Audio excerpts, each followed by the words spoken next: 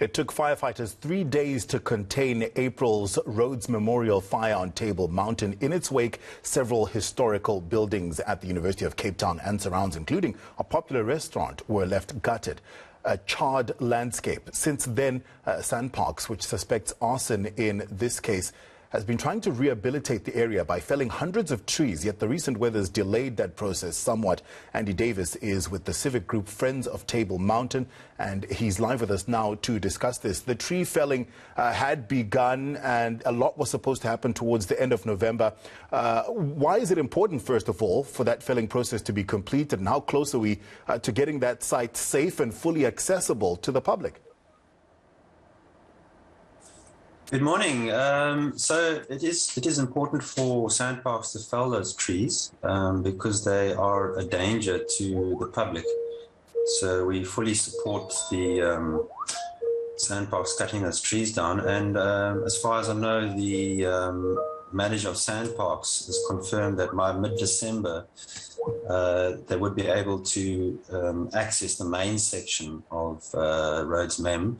And there's additional work to be done on the adjacent areas next year. Rebuilding of the restaurant, a very popular restaurant, the Tea Room, is quite complicated. It involves a lot of people. Table Mountain National Park involves public works, also involves Heritage Western Cape.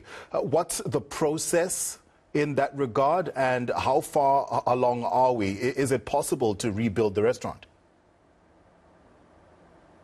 Yeah, so apparently an architect has been appointed, and that architect is currently doing a cost assessment.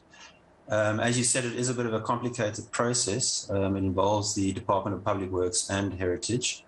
As far as we know, the responsibility sits with Sandparks, and we're hoping that they're going to drive and expedite opening of this restaurant, because it is an important part of the Cape Town landscape, and obviously it also creates jobs and promotes tourism in that area.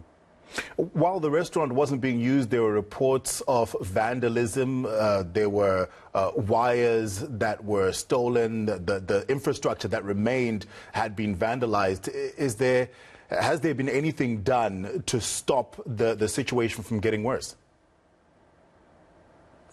Well, it's a difficult area to police because there are no gates, and it's open to the public. I don't believe there's much equipment of value left after the fire.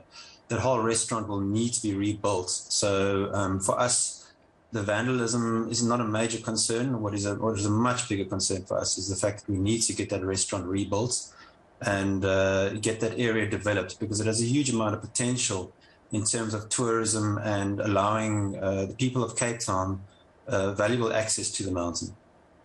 Yeah, and it will be vitally important for local tourism as well, especially now people aren't able to travel internationally. People coming to Cape Town who want to go up there hiking, cycling, etc. So what do we need to do to avoid fires from happening again in that area as we try and rebuild? Well, it's important that alien vegetation is cleared. You know, we're seeing Sandparks doing some good work in Takai. Unfortunately, they allowed a lot of alien vegetation to grow up in Takai and areas like Rhodes Mem. So it's important to clear vegetation to prevent fires, because as we know, once the southeaster starts blowing in Cape Town, as it did when we had the fire in April, it's very, very difficult to stop these fires. So prevention is the answer and not cure.